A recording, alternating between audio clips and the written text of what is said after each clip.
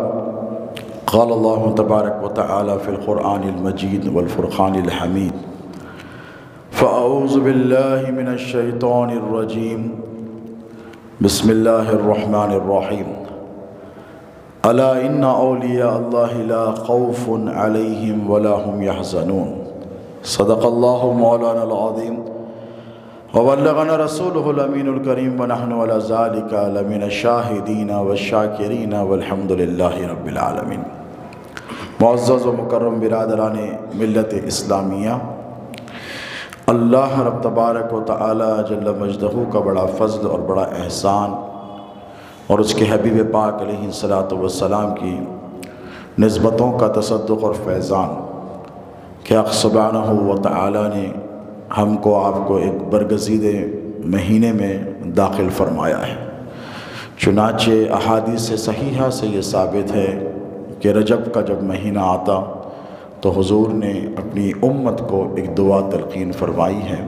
میں چاہتا ہوں کہ ہماری گفتگو کا آغاز اس دعا سے ہو تاکہ آج کی مقدس ساعتوں میں، کیونکہ یہ جمعہ کا دن ہے اور جمعہ کے دن میں کی جانے والی دعاؤں کو اللہ رد نہیں فرماتا بلکہ قبول فرماتا ہے، تو یہ مہینہ جب حضور پر اور صحابہ پر سایہ فگن ہوتا تو میرے نبی دعا فرماتے اللہم بارک لنا فی رجب و شعبان وبلغنا رمضان آمین یا الہ العالمین، کہ اللہ رجب اور شعبان میں ہمیں برکتیں عطا فرما اور رمضان کا مہینہ ہمیں سرفراز کر۔ تو یقیناً اس ماہ میں میرے نبی نے برکت کے لیے دعا طلب کی ہے، اللہ کی بارگاہ سے معروضہ رکھا ہے۔ دیکھیں ہر مہینے میں برکتیں ہوتی ہیں، لیکن یہ رجب اور شعبان کا مہینہ خاص طور پر حصول برکت کا مہینہ ہے، اس لیے کہ ہر مہینے میں مختلف کیفیات ہوتی ہیں۔ گرمیوں کے مہینے میں شدت کی سردی نہیں پڑتی اور سردیوں کے موسم میں، سرما کے موسم میں شدت کی گرمی نہیں پڑتی، ٹھیک ہے۔ اور ٹھیک اسی طرح ہر مہینے کا پھل بھی الگ ہوتے ہیں۔ آپ کہیں دسمبر میں مجھے آم چاہیے تو آم کے لیے آپ کو مارچ اپریل تک انتظار کرنا پڑے گا، اس سے پہلے آپ کو آم نہیں ملیں گے۔ ٹھیک اسی طرح کچھ مہینوں کی کچھ خصوصیات ہیں اور انہی خصوصیات میں شامل ہے یہ رجب کا مہینہ، جس کی نسبت اللہ نے اپنی طرف فرمائی ہے۔ حضور کہتے ہیں کہ رجب اللہ کا مہینہ ہے، شعبان میرا مہینہ ہے اور رمضان میری امت کا مہینہ ہے۔ تو یوں سمجھے کہ اللہ کے مہینے سے چل کر، حضور کے مہینے سے گزر کر آپ کو رمضان کے مہینے میں داخل ہونا۔ ابھی پورے 55-60 دن رہ گئے ہیں، تو اپنے اعمال کی یہیں سے اصلاح کریں تاکہ لذت ایمانی آپ کو اور ہم کو رمضان کے مہینے میں نصیب ہو سکے۔ دوستو، رجب کا مہینہ کئی عناوین سے، کئی عنوانات سے اہل سنت و جماعت کے نزدیک بڑا معتبر ہے۔ ایک تو ایک وجہ جو میں نے آپ سے عرض کی، دوسری یہ کہ یہی وہ مہینہ ہے جس میں میرے اور آپ کے نبی نے سفر معراج فرمایا۔ یہی وہ مہینہ ہے کہ سدرۃ المنتہا سے گزر کر قاب قوسین او ادنیٰ کی منزل میں میرے اور آپ کے نبی پہنچے اور ہمارے لیے اللہ کی بارگاہ سے 5 وقتہ نمازوں کا تحفہ لے کر آئے۔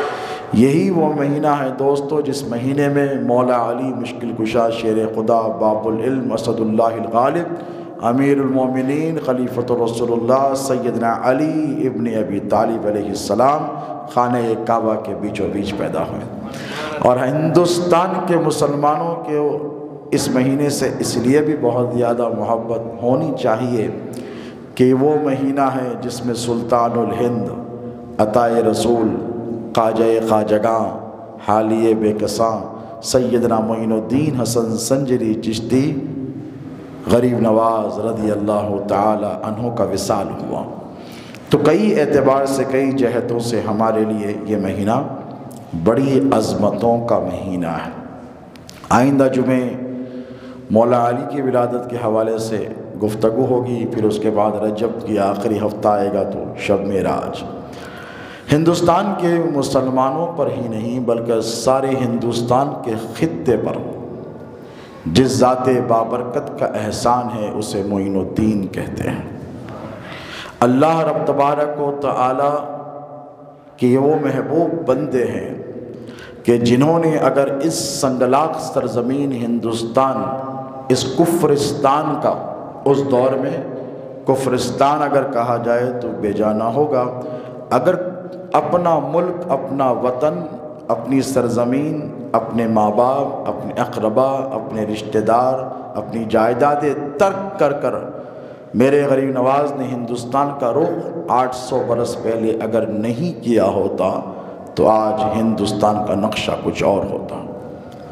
میں عقیدت، محبت یا جذبات کی رو میں آپ سے یہ بات نہیں کر رہا ہوں، کیونکہ یہ منبر رسول ہے اور یہاں جو گفتگو ہوتی ہے ہماری وہ بڑی ذمہ داری سے ہوتی ہے، اور میں کوشش کرتا ہوں کہ ہمیشہ ذمہ داری سے بات کروں، جذبات اپنی طرف۔ تاریخ ہندوستان کا اگر آپ بغور مطالعہ کریں، جو ہسٹری کے اسٹوڈنٹس ہیں تو ان کو پتہ چلے گا، اسلامک ہسٹری پر اگر آپ غور کریں، تاریخ اسلام پر، تو ہندوستان میں اسلام پہلی صدی ہجری میں آ گیا تھا۔ پہلی صدی ہجری یعنی حضور کا زمانہ۔ صحابہ اکرام کے مقدس گروہ ہندوستان میں آنے لگے، لیکن کون سے راستے سے؟ صحابہ جو راستے سے آئے، ابھی زمین کا راستہ ایکسپلور نہیں ہوا تھا۔ صحابہ جو راستے سے آئے وہ سمندری راستے سے آئے۔ سب سے پہلے اسلام کیرلا کی سرزمین پر آیا، اور آج بھی اسلام کی پہلی مسجد جو ہندوستان میں بنی وہ کیرلا میں موجود ہے۔ اور جب میں ہندوستان کہوں تو آج کا یہ ہندوستان نہیں، ٹکڑوں میں تقسیم ہونے کے بعد کا ہندوستان نہیں۔ ایک حصہ بنگلہ دیش کو گیا، پاکستان کو گیا، افغانستان گیا، ادھر چائنا الگ دھبے مار مار کر زمین حاصل کر رہا ہے، 500 کلومیٹر اندر گھس گیا ہے تقریباً اروناچل پردیش اور دیگر علاقوں میں۔ میں جب ہندوستان کہوں تو خواجہ کا ہندوستان، میں جب ہندوستان کہوں تو اس دور کے ہندوستان کی ہم بات کریں گے کہ بنگلہ دیش بھی ہندوستان میں، پاکستان بھی ہندوستان میں، بھوٹان کے اکثر حصے بھی ہندوستان میں، افغانستان کے بیشتر علاقات بھی ہندوستان میں۔ تو اتنا بڑا ہندوستان جب خواجہ سیدنا معین الدین حسن سجری نے رخ فرمایا تھا، اس سے پہلے اسلام کیرلا کی سرزمین پر آ گیا۔ آیا کہ نہیں؟ مسلمان آئے تو کس طرف سے آیا؟ ساؤتھ انڈیا کی طرف سے، سمندری راستے سے، سی روٹ، عربین سی، بے آف بنگال اور انڈین اوشن کے راستے سے صحابی رسول آئے۔ مدراس میں حضرت تمیم انصاری، کولم میں آج بھی ان کا آستانہ موجود ہے۔ تو یہ نیچے کی طرف سے آئے، کون؟ صحابہ کرام اور تابعین۔ اس کے بعد ریزلٹ آپ کی نگاہوں کے سامنے، کیونکہ یہاں کی زبان الگ تھی، یہاں کے معاملات الگ تھے، یہاں کے لوگ الگ تھے، تو پروپیگیشن آف اسلام، اسلام کی تبلیغ جیسی ہونی چاہیے تھے ویسی جو حاصل بعد میں ہوئی وہ فتوحات نہیں ہوئی۔ اب آئے نارتھ انڈیا کی طرف چلیں، شمالی ہند اور ایسٹرن ایریا سے، جو گجرات سے ہو کر جتنے انویڈرز نے ہندوستان کا رخ کیا، انویڈ یعنی فتح کرنے والے، حکومتیں اپنی قائم کرنے والے، محمود غزنوی سے لے کر شہاب الدین غوری سے لے کر قطب الدین ایبک سے لے کر خلجی سے لے کر مغل سے لے کر منگولوں سے لے کر تاتاریوں سے لے کر آپ ساری تاریخ پڑھ کر دیکھیں، یہ سارے شمالی ہند کی طرف سے آئے، یہ سب خشکی کے راستے سے آئے اور انہوں نے انویٹ کیا ہندوستان کو۔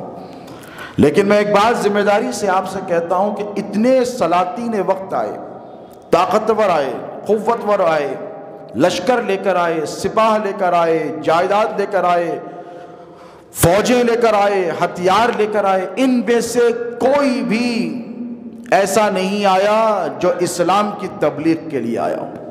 میں ذمہ داری سے کہتا ہوں، کوئی ایسا بادشاہ مجھے آپ بتائیے دنیا کا کہ اس نے کہا ہو کہ میں ہندوستان جاؤں گا تو تبلیغ اسلام کے لیے جاؤں گا، میں ہندوستان جاؤں گا تو اسلام کا پرچم لہرانے کے، نہیں، جو آیا اپنا پرچم لے کر آیا۔ توجہ ہے آپ کو، جتنے سلاطین وقت آئے وہ سب ہندوستان کو آئے تو اپنا پرچم لے کر آئے، اور سلطان الہند معین الدین آئے تو اپنا پرچم لے کر نہیں، لا الہ الا اللہ محمد الرسول اللہ کا پرچم لے کر آئے۔ سارے بادشاہ لشکر لے کر آئے، کیوں آئے؟ ملک کو لوٹنے کے لیے آئے، اس ملک کو برباد کرنے کے لیے آئے، یہاں کے لوگوں پر حکومت کرنے کے لیے آئے، اور جب دل بھر گیا تو لوٹ لاٹ کر واپس چلے گئے۔ انگریزوں نے کہا کہ ہندوستان سونے کی چڑیا ہے، اسے لوٹ لیا جائے۔ دنیا کا سب سے بڑا ہیرا گولکنڈہ مائنز سے نکلا، آپ ہی کی۔ گولکنڈہ مطلب یہ نہیں کہ گولکنڈہ قلعے میں آپ جا کے ڈھونڈیں گے ہیرے کہاں ہیں، گولکنڈہ کا جو ڈائناسٹی تھی وہاں سے سب سے بڑا ہیرا کوہ نور، دنیا کا آج بھی سب سے بڑا ہیرا شمار کے، کہاں سے؟ یہاں سے۔ تو اندازہ کیجئے آپ کہ اس ملک میں دولت کا کتنا بڑا انبار تھا کہ ہزاروں برسوں سے لٹتا رہا، لیکن پھر بھی دولت رہی۔ آج بھی لوٹ رہے ہیں حکومت والے، آج بھی اسے لوٹ رہے ہیں۔ کہ یہ اکنامکس کا ایک پرنسپل ہے، بچوں نے پڑھا ہوگا کہ India is a rich country inhibited by poor people.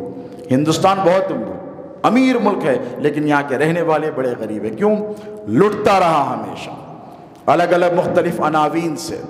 تو دوستو، جتنے سلاطین وقت ہندوستان کو آئے، یہ اپنی حکومت قائم کرنے کے لیے آئے، یہ اپنا نظام قائم کرنے کے لیے آئے، لیکن قربان جائیں ایک نبی کا شہزادہ، امام حسین کا پوتا، مولا علی کا دلبر، سیدنا معین الدین حسن سنجری چشتی، جس نے جو ہندوستان کا رخ کیا تو اپنا نظام قائم کرنے کے لیے، نظام مصطفی قائم کرنے کے لیے آئے، اپنی حکومت قائم کرنے کے لیے نہیں، اللہ کی حکومت قائم کرنے کے لیے تشریف لے کر آئے۔ سرکار سیدنا غریب نواز رضی اللہ تعالی عنہ کی تعلیمات اور ان کے احسانات پر ہم قربان جائیں، کیونکہ اگر انہوں نے ہندوستان کا رخ نہ کیا ہوتا تو آج ہندوستان کا نقشہ ہی الگ ہوتا۔ کس صورتحال میں تشریف لے کر آئے حضرت معین الدین حسن سنجری غریب نواز، آپ غور کریں۔ لوگ یہ سمجھتے ہیں کہ ایک مسکنسپشن ہے، ایک مفروضہ، ایک باطل عقیدہ، ایک خیال مسلمانوں کے دیگر فرقوں میں، طبقوں میں پایا جاتا ہے کہ معین الدین صرف اہل سنت یا خانقاہی یا درگاہی والوں کے لوگ ہیں۔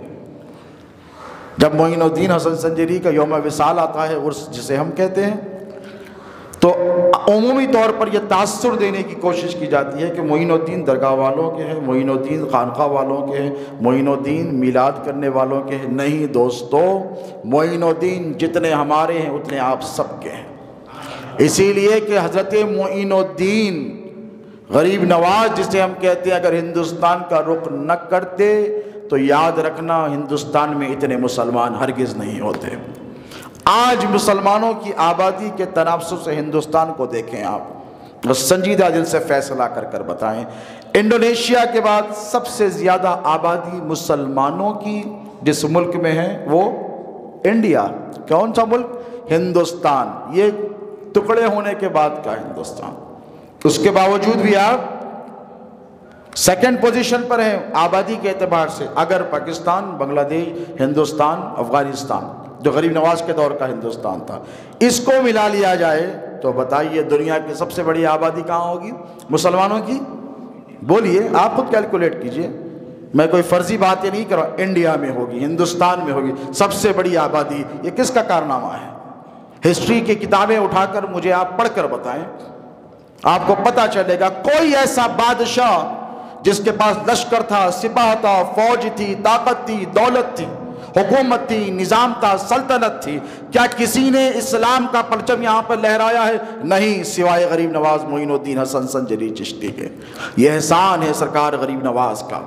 اور کیسے ماحول میں تشریف لے کر آئے، اور کیسی مطابقتیں حضور پاک علیہ الصلوۃ والسلام کے زمانے سے سرکار غریب نواز کی ہے، دیکھیں آپ۔ میں بڑی تیزی کے ساتھ آپ کو عنوان کی طرف لے کر چلوں۔ حضور کی زندگی اعلان نبوت کے بعد 13 سال مکے میں، کتنے بولیے؟ لگ بھگ 13 سال مکے میں۔ 13 سال بڑے سخت گزرے کہ نہیں؟ ویسے میرے نبی کی زندگی کا تمام تر حصہ سخت گزرا۔ حضور دنیا میں آنے سے پہلے والد چلے گئے، 6 سال کے تھے والدہ کا سایہ اٹھ گیا، 10 سال کے ہوئے حضرت عبد المطلب چلے گئے، پھر اس کے بعد دیگر مشکلیں آئیں، مصیبتیں آئیں، لیکن حضور صابر اور شاکر۔ سب سے زیادہ جو پریشانیاں ہوئی وہ اعلان نبوت کے بعد 13 سال۔ اور کیسی سرزمین پر آئے؟ سنگلا، خاردار، ریگستان، صحرا، پہاڑ، خشک موسم، سخت ترین موسم، مکے کی سرزمین پر آئے۔ پھر وہاں کے لوگوں کا مزاج بھی ویسی، اجڑ قسم کے لوگ، بات بات پر لڑنے والے لوگ، تلخی رکھنے والے لوگ، خون کے پیاسے لوگ، ایک دوسرے کے قبیلوں کے ہزاروں سالوں سے جنگیں چل رہی، ایسے ماحول میں تشریف لے کر آئے۔ 13 سال حضور مکے میں رہے، گستاخیاں ہوئی اعلان نبوت کے بعد، گستاخیاں ہوئی، بدتمیزیاں ہوئی، ناچاقیاں ہوئیں، حضور پر پتھر برسائے گئے، کچرا پھینکا گیا، کتنی گستاخیاں کی گئی۔ ایک ایسا انسیڈنٹ مجھے حضور کی زندگی میں لا کر آپ بتائیں کہ حضور نے کبھی کسی پر ہاتھ اٹھایا۔ یہ ذہن میں رکھیں آپ، یہ کام آئے گا آگے۔ حضور کی زندگی سمجھے تو سرکار معین الدین غریب نواز کی زندگی آپ کو سمجھ میں آئے گی، کیونکہ اسی حیات سے عبارت ہے میرے غریب نواز کی زندگی، اسی لیے کہ وہ متبع رسول تھے، وہ نبی پاک علیہ الصلوۃ والسلام کی اتباع میں انہوں نے خود کو ایسے رچا بسا لیا تھا کہ ساری زندگی حضرت معین الدین کی حیات کا کوئی ایک ایسا لمحہ سنت رسول کے خلاف آپ نہیں بتا سکیں گے۔ بولیے بتا سکیں گے؟ نہیں۔ حالات بھی ویسے ہی ملے۔ ادھر سرکار پاک علیہ الصلوۃ والسلام 13 سال تک اللہ نے فرمایا کف ایدیکم قرآن میں کہ محبوب ہاتھ نہیں اٹھانا ہے۔ توجہ ہے آپ کی، کس پر ہاتھ نہیں اٹھانا ہے؟ بولیے، دشمن پر، کافر پر، مشرک پر، آپ پر اگر وہ حملہ آور ہو جائے آپ کو برداشت کرنا ہے، آپ کو صبر کرنا ہے۔ 13 سال بدر تک، مدینے کو جا کر پھر پلٹ کے 1.5-2 سال کے بعد آنے تک، بدر تک حضور نے اعلان نبوت کے بعد کسی پر ہاتھ بولیے نہیں اٹھایا۔ اب آئے حضرت معین الدین کی زندگی کی طرف۔ تفصیلات میں جانے کا وقت نہیں، سنجر سے نکلے مدینے کو چلے گئے، اور کیوں چلے گئے؟ ہجرت کر لی، کہا اب نبی کے شہر میں آ گیا ہوں، اس شہر کو چھوڑ کر نہیں جاؤں گا۔ یہیں رہنے لگے، درس و تدریس کرنے لگے حضور کے شہر میں، اور مدینے کو جائے تو پلٹ کر آئے کون؟ نبی کا شہر چھوڑ کر آئے کون؟ اور یہ تو نبی کے شہزادے کا عشق ہے، اس کے عشق کا مقابلہ کون کرے؟ جس جذبے عشق کے ساتھ سرکار غریب نواز مدینے کو گئے ہوں گے، اس عشق کا قطرہ ہم حاصل نہیں کر سکتے۔ چلے گئے، سوئے، حضور خواب میں آئے، کہا بیٹا معین الدین اٹھ، جاگ، تجھے ہندوستان کی تقدیر جگانی۔ کہا تو سو نہیں سکتا۔ سرکار غریب نواز خواب دیکھتے ہیں، حضور فرماتے کہ اے معین الدین ہندوستان کا رخ کر۔ کیوں؟ حضور کو اس ملک سے محبت ہے۔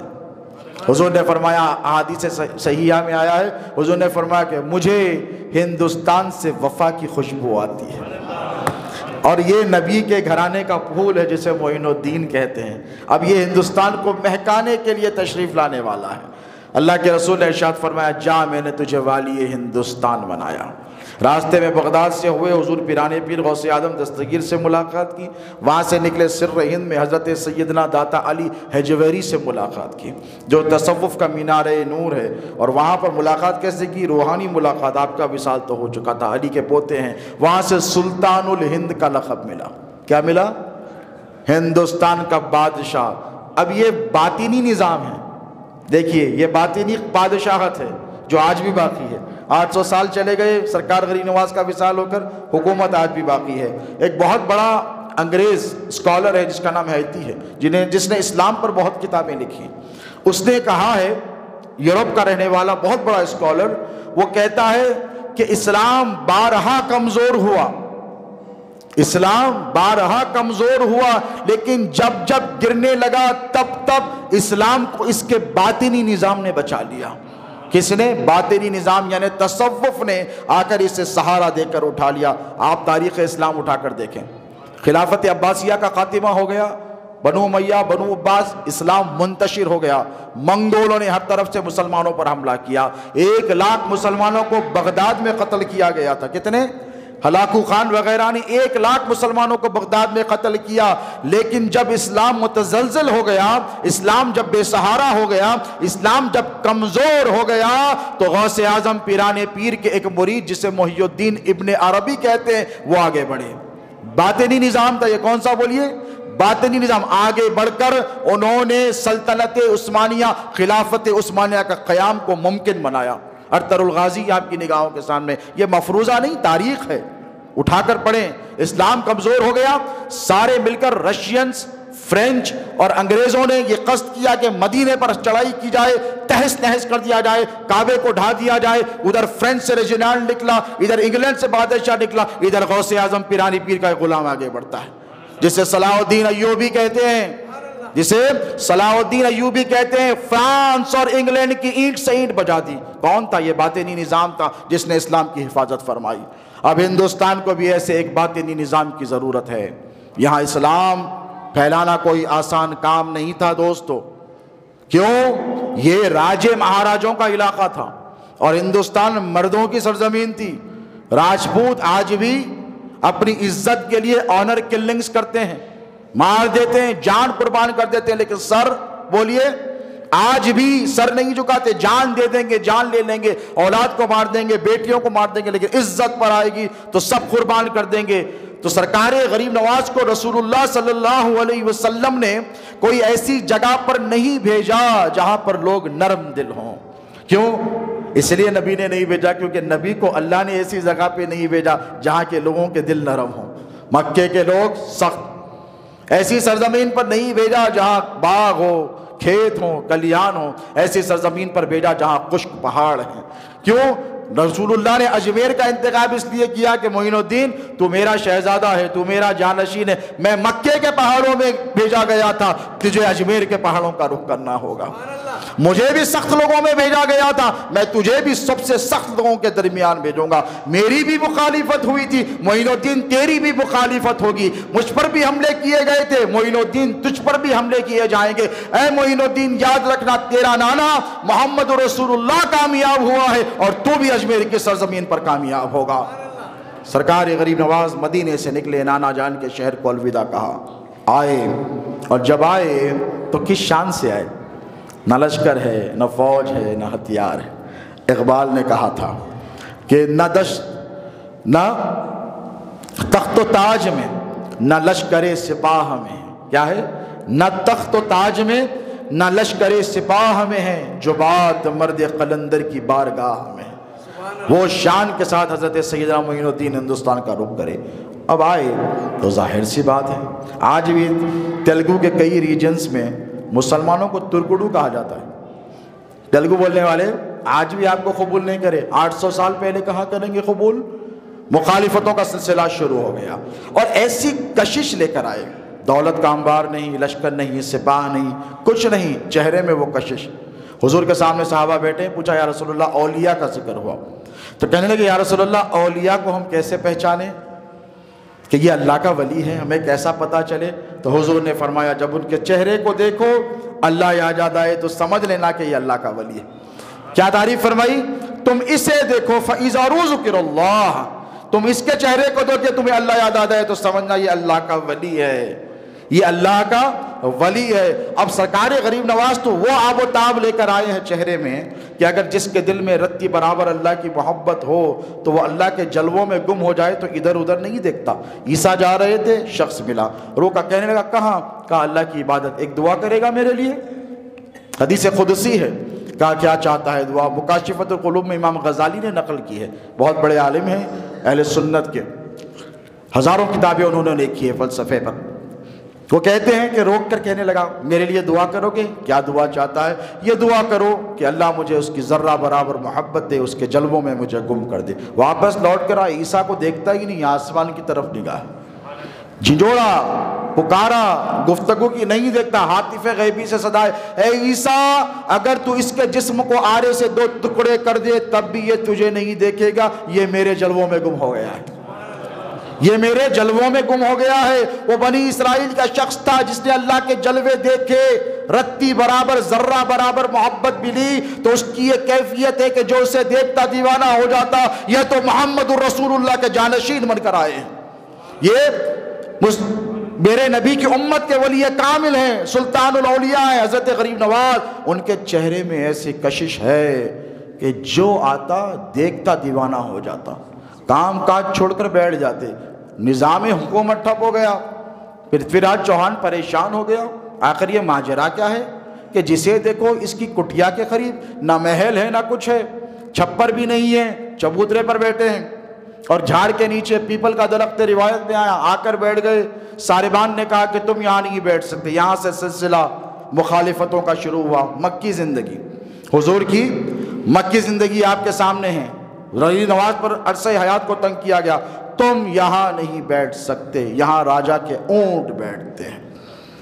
سرکار آرام سے بیٹھے تھے، اسلام کی تبلیغ کا کام شروع ہوا۔ غریب نواز نے کچھ نہیں کہا، اخلاق کریمانہ دیکھیں، کہا اچھا ایسا ہے تو وہ بیٹھے ہی رہیں گے، بس یہ کہنا چلے گئے۔ کیوں؟ اور جب چلے گئے تو صبح سے شام ہو گئی، ساربان اونٹوں کو اٹھانا چاہتا ہے، اٹھتے نہیں ہیں، پریشان ہو گیا، پریشان ہو کر واپس آیا۔ پتا ہے انہوں نے کہہ دیا اب نہیں اٹھیں گے، اسلام ابھی نہیں لایا اس نے، لیکن دل نرم ہونے شروع ہوئے ہیں۔ یہ جو 30-35 کروڑ مسلمان ہیں نا، ہندوستان، بنگلہ دیش، افغانستان، پاکستان، اس کی بنیاد پڑ رہی ہے۔ غریب نواز کی مخالفت کرنے والوں، تمہیں تو چاہیے کہ تم اپنی دعاؤں میں غریب نواز کو شامل حال رکھو، خراج عقیدت و محبت پیش کرو، جس کی وجہ سے تمہارے پوروج، تمہارے فور فادر، تمہارے گرینڈ فادرز نے اسلام قبول کیا تھا۔ وہ داغ بیل حضرت معین الدین ڈال رہے ہیں، اخلاق کریمہ۔ واپس آیا، کہنے لگا حضرت بڑا مسئلہ ہے، بادشاہ نوکری سے نکال دے گا۔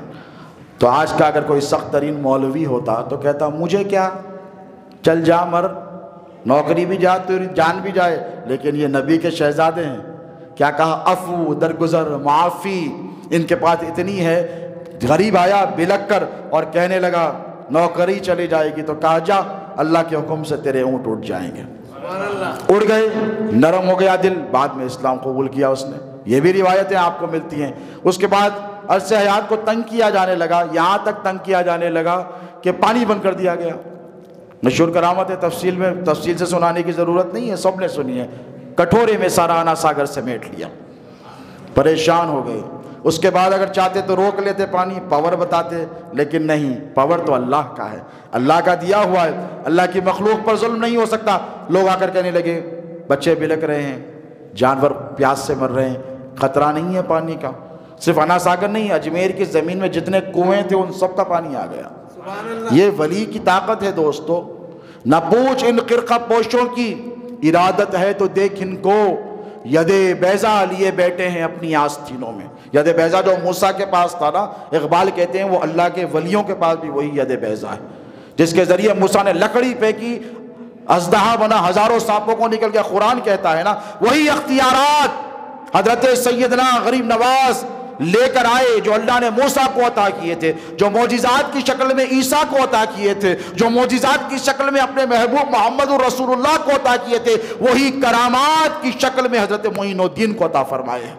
لیکن اس کرامات کو اپنے لیے نہیں، دین کی تبلیغ کے لیے استعمال کر رہے ہیں۔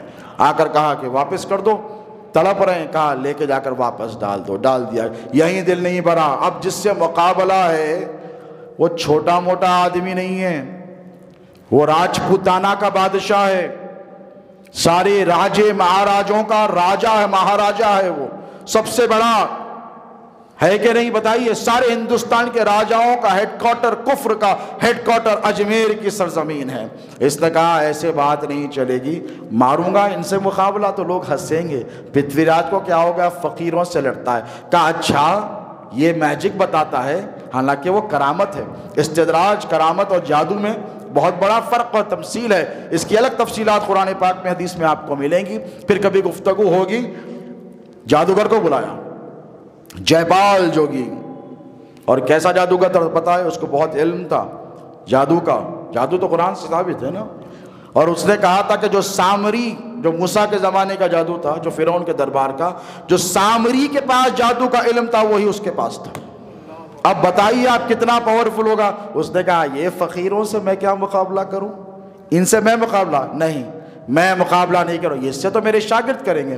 شاگردوں کی ٹیم لائی، سرکار غریب نواز کو اطلاع ہوا کہ جے پال آیا ہے، جوگی آیا ہے، بہت بڑا جادوگر، اور وہ ہم سے مقابلے کے لیے آیا ہے۔ یاد رکھے جب آیا تو حضرت معین الدین نے اللہ کا نام لے کر ایک دائرہ بنایا اور کہا کہ میرے مریدوں، اے خانقاہ والوں، میرے طالب علموں، اے مسلمانوں، اس دائرے کو تم پار نہیں کرو گے۔ اس دائرے میں مخصوص تھے ہی کتنے، 100 150 200 مسلمان اس دور میں ہندوستان میں، دائرے کے اندر کھینچ لیا۔ جادوگر آئے اور نئے نئے کرتب، جیسے فرعون کے دربار میں قرآن کہتا ہے کرتب دکھائے گئے، ویسے یہاں پر بھی کرتب دکھائے گئے۔ پہلے پتھروں کی بارش ہوئی، دائرے کے قریب آتے پتھر گر جاتے، چونک گیا، یہ کیا دائرہ ہے جو نظر بھی نہیں آتا اس نے مارا۔ کہا اچھا. اس کے بعد آگ برسائی, آگ بھی آتی ہے دائرے کے پاس آ کر گر جاتی ہے. اس کے بعد پہاڑوں سے ہزاروں لاکھوں کی تعداد میں سانپ نمودار ہو کر آئے جو فرعون کے دربار میں آئے تھے, قرآن کہتا ہے. ویسے ہی حضرت معین الدین کے متبعین کے پاس آئے, مریدین مسلمانوں کے پاس آئے, دائرے کے پاس آ کر نہیں تھا. سرکار غریب نواز کا مشن کوئی مشن چھوٹا مشن نہیں تھا, اس لیے کہ ان کو جناب محمد رسول اللہ نے یہ مشن دے کر ہندوستان روانہ کیا تھا کہ اے معین الدین, ہندوستان کے ہر خطے, زمین کے ہر حصے سے اللہ اکبر کی صدائیں بلند ہونی چاہیے. وہ مشن لے کر میرے غریب نواز ہندوستان کو آئے. قوالی سما کرنے نہیں آئے تھے, عرس فاتحہ کرنے, چادر گاگر نہیں, یہ تو بعد میں ہوئے, ہم اس کی مخالفت نہیں کرتے. لیکن مشن کیا تھا؟ تبلیغ اسلام کا مشن تھا. پرتھوی راج نے کہا اب ان کا مقابلہ کیا جائے. اب ہیں ہی کتنے مٹھی بھر, ان سب کو قتل کیا جائے. فوجیں تشکیل دیں. فوجیں, تاریخ پڑھو یار, پتہ چلے گا. ہسٹری پڑھو ہندوستان کی, آپ کو پتہ. آج بھی 800 سال گزر گئے ہیں, ہزاروں ہزیمتیں, لاکھوں شکستوں سے دو چار ہوئے ہیں اس ملک کے رہنے والے غیر مسلم. لیکن سب سے بڑی شکست وہ جسے مانتے ہیں وہ پرتھوی راج چوہان کی گرفتاری کو مانتے ہیں. آج بھی روتے ہیں, وہ آپ کو پتا ہے. یہ میرے سرکار غریب نے کہا دیکھ سدھر جا, موقع دیتا ہوں. فقیروں کے کام میں تو دخل اندازی مت کر, ہمارے کاموں میں انٹرفیئر مت کر. جا, حکومت چاہتا ہے نا کر لے, لیکن ہم جو کام کر رہے ہیں ہمیں وہ کام کرنے دے. نہیں مانا, فوجیں تشکیل دی. فوجیں, اب دیکھیں سرکار غریب نواز نے کیا کیا ہے پتہ ہے آپ کو. افغانستان میں تھا شہاب الدین غوری, اللہ والا. کئی مرتبہ ہندوستان آیا, 2 مرتبہ ہار کر گیا. جب آتا ہار کے جاتا, اور بڑا نیک, متقی, پرہیزگار, صالح, عبادت گزار, تہجد گزار, شب بیدار, مخلوق کی خدمت کرنے والا. غریب نواز نے اس کا انتخاب کیا. خواب میں گئے, اس کے سو رہا ہے محل میں, اٹھایا, کہا کہ اے غوری اٹھ, میں نے تجھے ہندوستان کا بادشاہ بنایا, ہندوستان آ جا. اس نے کہا یہ کون ہے حضرت, پہلی مرتبہ خواب میں ہے. اس نے اگنور کر دیا. دوسرے دن پھر خواب میں آئے, آ کر کہا اے شہاب الدین, میں نے تجھ سے کہا تھا نا کہ ہندوستان کا رخ کر. تو پھر اٹھا, پھر دیکھا, پھر اگنور. تیسرے مرتبہ آئے اور آ کر کہا تیرا دماغ خراب ہو گیا ہے, میں نے تجھے 2 مرتبہ کہا کہ میں تجھے ہندوستان عطا کرتا ہوں, معین الدین تیرے ساتھ ہے. ایسے ہی نہیں, اس نے کہا اب تو ماجرا الگ ہے. چہرہ بھی صاف نظر آیا, گھڑی داڑھی ہے, لہیا ہے, کثیف, آنکھیں خوبصورت ہیں, چمکتا دمکتا ہوا چہرہ ہے, اور درویشی لباس پہنے ہوئے. سمجھ گیا کہ کوئی اللہ والا ہے وہاں پر جو میری مدد کرنا چاہتا ہے. دیکھو بادشاہ کا لشکر ہے, اسے مدد چاہیے, سپاہ ہے, اسے مدد چاہیے, طاقت ہے, ہتھیار ہے, اسے ایک اللہ والے کی مدد چاہیے. کس کی بولیے؟ اسی لیے تو اقبال نے کہا تھا نا کہ کوئی اندازہ کر سکتا ہے ان کے دست و بازو کا, کوئی اندازہ کر سکتا ہے ان کے دست و بازو کا. نگاہ مرد مومن سے بدل جاتی ہے تقدیریں. وہ نگاہ مرد مومن میرے معین الدین غریب نواز کی تھی. بلائے آیا, جنگ ہوئی. پتہ ہے آپ کو, لوگ کہتے ہیں کہ سرکار غریب نواز صرف قوالی کرنے آئے تھے, محفلیں سجانے آئے تھے. وہ کہتا ہے کہ ساری فوج ایک طرف رن پڑا ہے, جنگ چل رہی ہے, ساری فوج ایک طرف, اور میری نگاہ ایک گھڑ سوار کی طرف ہے جو نقاب پہنا ہوا ہے. وہ جس طرف جاتا ہے کافروں کی صفوں کی صفیں الٹ دیتا ہے. میں پریشان ہو گیا کہ یہ ہے کون آخر. میں اس کو دیکھوں تو صحیح, میری فوج کا نظر نہیں آتا کیونکہ فوجی لباس میں نہیں ہے, فقیروں کا لباس پہنا ہوا ہے, درویشوں کا لباس پہنا ہوا ہے. جس طرف جاتا ہے میدان کا میدان الٹ دیتا ہے, گھوڑا دبا کر آگے بڑھتا ہے. جب آگے بڑھتا ہے یہ اور آگے بڑھ جاتے ہیں, یہ اور آگے بڑھ جاتے ہیں. ایک ایسا معرکہ آیا, ایک کافر کو قتل کر رہے تھے, اس نے نقاب کھینچا تو اس نے چہرے پہ نظر ڈالی. غوری نے, شہاب الدین غوری خود لکھتا ہے اپنی کتاب میں کہ اس نے نظر ڈالی تو دیکھا وہ چہرہ چمکتا دمکتا ہوا چہرہ. پھر انہوں نے نقاب باندھ لیا. الغرض ہندوستان فتح ہو گیا, الغرض ہندوستان فتح ہو گیا. غریب نواز کا جو خواب تھا وہ اللہ نے پورا فرما دیا. اب ہر طرف سے اللہ اکبر, اللہ اکبر کی صدائیں بلند ہونے لگی. نماز کا وقت آیا, قریب کی مسجد میں گیا تو دیکھا ایک شخص ٹھہر کر اذان دے رہا ہے, اللہ اکبر اللہ اکبر. جب چہرے کو دیکھا تو وہی ہیں جو فوج میں جنگ میں سب سے آگے تھے. جان گیا کہ میں جنگ جیتا ہوں تو اپنے لشکر کی بنیاد پر نہیں, اپنی طاقت کی بنیاد پر نہیں، اپنے ہتھیاروں کی بنیاد پر نہیں، یہی وہ مرد قلندر ہے جس نے مجھے ہندوستان عطا کیا ہے۔ آگے بڑھے، اس کے بعد مصلی پر گئے، نماز کا وقت ہوا تو دیکھا مصلی پر بھی وہی ٹھہرے ہیں، مصلی پر بھی وہی ٹھہرے۔ نماز کے بعد ہاتھ بن کر شہاب الدین غوری ہندوستان کا بادشاہ، جس نے پرتھوی راج چوہان کو گرفتار کر کر یرغمال بنایا، ہاتھ جوڑ کر ٹھہرا ہے اور ہاتھ جوڑ کر کہنے لگا کہ اے درویش، اپنا تعارف نہیں دو گے؟ بھیک میں، خیرات میں ہندوستان کی حکومت عطا کرنے والے اپنا نام نہیں بتاؤ گے، اپنا تعارف مجھے نہیں دو گے؟ میرے معین الدین غریب نواز مسکرائے اور مسکرا کر کہا مجھے معین الدین کہتے ہیں۔ کہا آپ کا خاندان نہیں بتاؤ گے؟ تو کہا مجھے دیکھ، میں حسین شہید کربلا کا جانشین ہوں، مجھے دیکھ میں علی کا پوتا ہوں، مجھے دیکھ میں محمد الرسول اللہ کا نواسا ہوں۔ قدموں میں گر گیا۔ آج بھی اس کی خبر پڑوسی ملک میں ہے، شہاب الدین غوری کی منظور نظر خواجہ معین الدین اس کی مرقد پر لکھا ہوا۔ یہ ہے فتوحات اولیاء اللہ کی، یہ ہے فتوحات میرے معین الدین غریب نواز کی، جنہوں نے اسلام کو بڑی محنتوں سے ہندوستان کی سرزمین پر پھیلایا ہے۔ دوستو یاد رکھنا، بڑی قربانیاں لگی ہیں، بڑی محنتیں، بڑی مشقتوں کے بعد ہم کو اسلام ملا ہے۔ یہ ہے صالحین کا، یہ اولیاء کا، یہ مشائخ کا، یہ صوفیاء کرام کا احسان ہے ہندوستان کے مسلمانوں پر، کیونکہ اگر میرے غریب نواز نے ہندوستان کا رخ نہ کیا ہوتا تو آج نقشہ بالکل الگ ہوتا ہندوستان کا۔ آئیں ان کو خراج عقیدت آپ پیش کریں جن کی اخلاق کریمانہ نے لوگوں کو مسلمان بنایا ہے۔ پتہ ہے آپ کو، ہمیشہ تلوار لے کر نہیں پھرے، تلوار کے بل پر ہندوستان میں اسلام نہیں پھیلا ہے۔ دوستو یاد رکھنا، کردار کی بنیاد پر پھیلا ہے۔ کون سی بنیاد پر؟ کردار کی بنیاد پر۔ ایک شخص تھا نوجوان جس کا باپ نہیں تھا، ماں تھی۔ حضرت قطب الدین بختیار کاکی لکھتے ہیں، آتا جاتا خانقاہ کے سامنے، اور خانقاہ کیا تھی؟ چھوٹا موٹا چھپر پڑا ہوا تھا، جھاڑ کے نیچے غریب نواز بیٹھے، آتے جاتے دیکھتا، چہرے کو دیکھتا، کہتا ایسا چہرہ تو میں نے دیکھتا ہی نہیں، دل ہی دل میں دیوانہ ہو گیا۔ ہمارے پاس یہ عالم ہے کہ کوئی اگر غیر مسلم دروازے کے سامنے سے 1 سے 2 مرتبہ گزر جائے دروازہ بند کر دیں گے، تیسری مرتبہ اس کا گریبان پکڑ لیں گے، لیکن یہ سرکار سیدنا معین الدین حسن سنجری چشتی اسے کہا ادھر آؤ، بلایا، سر پر ہاتھ پھیرا، محبت و شفقت دی، دیوانہ ہو گیا۔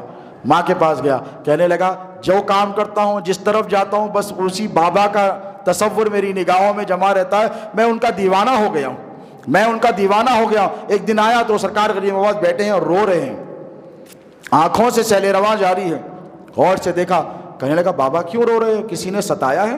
کسی نے تکلیف دی ہے؟ تو نہیں۔ کہا بیٹا کبھی کبھی انسان کو محبت بھی رلاتی ہے۔ تو کہنے لگا محبت بھی رلاتی ہے؟ میں نے تو آج تک نہیں دیکھا کہ محبت میں رونے والوں کو، تکلیف میں رونے والوں کو دیکھا، بیماری میں رونے والوں کو دیکھا، لٹنے کٹنے والوں کو روتے ہوئے دیکھا۔ محبت رلاتی ہے؟ یہ محبت جو سرکار غریب نواز نے سب کو دی۔ دیکھے معین الدین حسن سنجری چشتی مسلمانوں میں نہیں آئے تھے، کافروں میں آئے تھے۔ کس میں؟ مسلمانوں کو، مسلمان جو جماعتیں آج کل بناتی پھرتی ہیں نا، وہ کام کرنے نہیں آئے تھے، کافروں کو، گم گشتہ لوگوں کو، جو اللہ کی راہ سے بھٹک گئے تھے، انہیں اللہ کے راستے پر واپس لانے کے لیے ہندوستان آئے تھے۔ تو محبت کا وہ جذبہ تھا۔ آیا بیٹھا، کہا کیوں رو رہے ہو؟ تو کہا محبت کا جذبہ ہے، شیخ کی یاد نے رلا دیا ہے۔ بے چین ہو کر گیا، محبت بھی رلاتی ہے؟ تو کہا تو میرے ساتھ رہے، تجھے پتا چلے گا محبت کیسے رلاتی۔ تو کہا اچھا 3 دن ساتھ رہا۔ کہا 3 دن میرے ساتھ رہے اور اس کے بعد مجھ سے نہیں ملنا، اس کے بعد چلا جا اپنی ماں کے پاس۔ 3 دن ساتھ رہا، غریب نواز کی خلوت میں رہا، جلوت میں رہا، صبح سیر میں رہا، رات میں رہا، شب بیداری میں رہا۔ گھر لوٹ کر گیا، دل بے چین و بے قرار ہو گیا۔ ماں سے کہنے لگا اب میں ان کے بغیر نہیں رہ سکتا۔ انہوں نے کہا کہ نہیں آ سکتا، جا اجازت لے کر آ۔ کیا کہا؟ جا اور اجازت لے کر آ۔ ماں آئی، تڑپی۔ حضرت غریب نواز نے کہا اچھا اے ماں، میں تیرے دل کو تڑپانا تڑپتا ہوا نہیں دیکھ سکتا، بھیج دے۔ جب آیا تو فلسفہ سمجھ میں آیا، رونے لگا عشق میں، محبت میں غریب نواز کے۔ کہنے لگا معین الدین ہاتھ بڑھاؤ، میں کلمہ پڑھ کر مسلمان بننا چاہتا ہوں۔ یہ کیا تھا دوستو؟ بولیے، یہ اخلاق تھے، یہ مروت تھی، یہ ٹالرنس تھا، یہ برداشت تھی، یہ عشق تھا، یہ جذبہ محبت تھی۔ کس کے لیے؟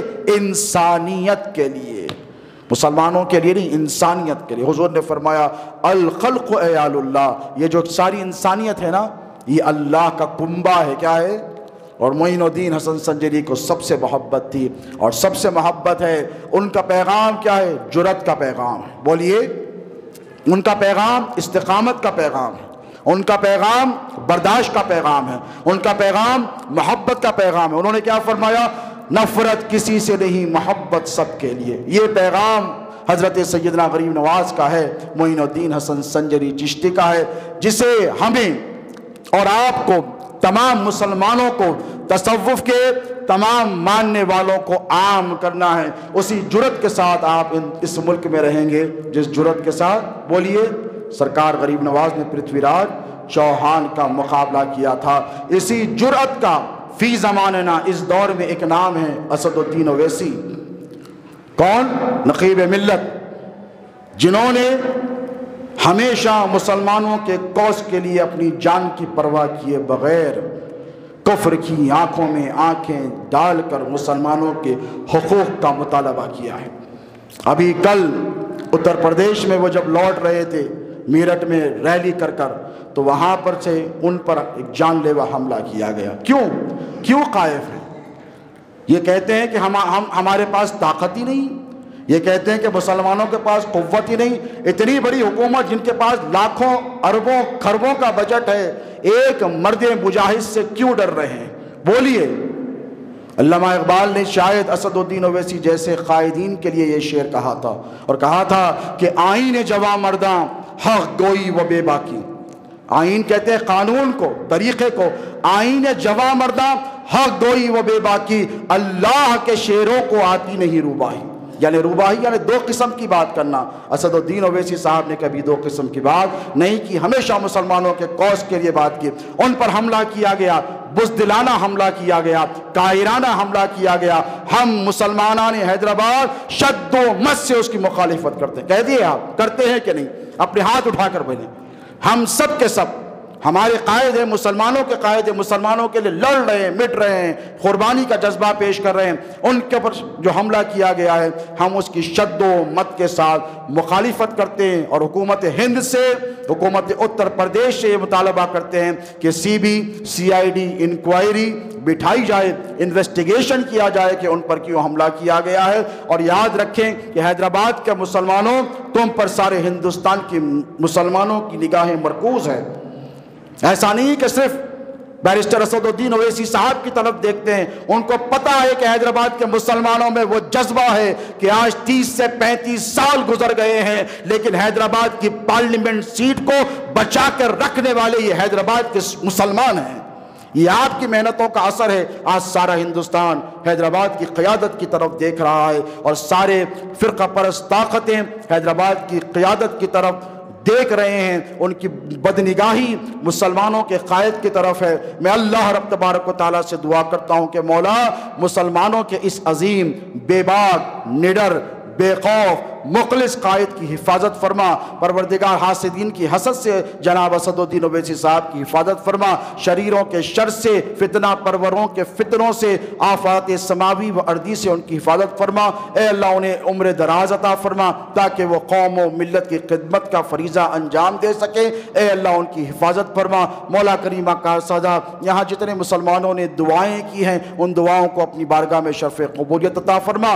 اے اللہ کہنے، سننے، سمجھنے، بولنے میں اگر ہم سے کوئی غلطی، خطا، لغزش سرزد ہوئی ہو تو اپنے فضل سے، اپنے کرم سے ہمیں معاف فرما۔ اے باری تعالی ہم میں جو بیمار ہیں انہیں شفا عطا فرما، جو پریشان حال ہیں ان کی پریشانیوں کو دور فرما۔ اے اللہ ہم میں جو بے روزگار ہیں ان مسلمانوں کو روزگار عطا فرما، جن کے کاروبار ہیں ان کی تجارت میں برکت عطا فرما۔ یا اللہ ہم میں جو بے نمازی ہیں انہیں نماز پنجگانہ با جماعت ادا کرنے کی توفیق عطا فرما، جو نماز پڑھتے ہوں ان کے سجدوں میں شوق و ذوق عطا فرما، اخلاص للہیت عطا فرما۔ اے باری تعالی مسلمانوں کی صفوں میں اتحاد عطا فرما، اتفاق عطا فرما، محبت عطا فرما، رنجشوں کو، آپسی کلفتوں کو دور فرما۔ اے مولا مسلکی اختلافات کی بڑھتی ہوئی آگ کو بجھا۔ اے پروردگار جسد واحد کی طرح باطل کے سامنے مسلمانوں کو نبض آزما ہونے کی طاقت، ہمت اور حوصلہ عطا فرما۔ اے اللہ ہماری ماؤں بہنوں بیٹیوں کی عزت و عصمت و عفت و حرمت اور آبرو کی حفاظت فرما۔ اے باری تعالی ہماری نوجوان نسل کو بے راہ روی سے بچا، انہیں نیک وکار و متقی و پرہیزگار بنا۔